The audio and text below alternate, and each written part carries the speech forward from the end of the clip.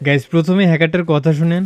Guys চলো guys ম্যাচে পড়ে গেছে গাইস এনএসটি কি লাগে মুন্না ভাই আছে গাইস জীবনে ফার্স্ট ভাই মুন্না কানতে পারছি ম্যাচে। মানে বুঝতেই পারলেন আজকাল হ্যাকারও লাইভ করে আর সেই ম্যাচে আমিও আছি। তো প্রথমেই দেখেন নিচে নামার সুযোগই পেলাম না, তার আগে হ্যাকার তার স্কিল দেখাই দিল। এরপর টুইনস ভাই আর বনেক্স ভাইকে কিন্তু নক করে দেয়। নো ভাই no no no no please ছাড়া দে ভাই। এখন প্রশ্ন হলো আমি কি হ্যাকারকে মারতে পারবো? তো চলেন দেখা যাক। আমি এখান থেকে রিভাইভ পেয়ে হ্যাকারকে মারার প্রস্তুতি নিতে থাকি, কিন্তু তার আগেই হ্যাকারের এন্ট্রি।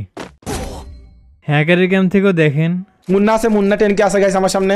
চলো গাইস টিজার মুন্নাকে এখন মারবো আমি। চলো teaser Munna guys down NST সামনে আছে আমার গাইস। আমাকে এখানে মারছে এ অবধি কিন্তু ঠিক ছিল। তারপর দেখেন এনএসটি ডাউন গাইস, এনএসটি কে গাইস ইমোট মানে ইমোট কি ভাই? মানে ইমোট দেখাইতেছে। তারপর হ্যাকার ইন্টারেস্টিং একটা কথা বলে, ভাই এদের দেখে আমার ভয় লাগে, কারণ আছে কি এদের পিসি বুঝছো সেই, আর এরা গেম প্লে ওদের ভালো। তুমি যতই প্যানেল লাও কায়দা ছাড়া ভাই এদের সামনে টিকতে পারবে না তুমি। মানে ভাই হ্যাকারেও নাকি ভয় পায়। তো এরপর রিভাইভ পেয়ে পিকেতে আসি। এখন হ্যাকার আবার আসতেছে আর আমি একটাই সুযোগ পাবো, সেই সুযোগেই মারতে হবে নইলে মরতে হবে। ওরা কাছে আমাকে এই ম্যাচে মারতে পারবে না, আমি এটা শিওর আছি। হ্যাকার আবার বলতেছে ওকে নাকি আজকে কেউ মারতে পারবে না। তারপর দেখেন 100% শিওর আমি স্টিমাররা করতেছে কোন জায়গায়। আল্লাহ আমার ডাউন করেছে মুন্না।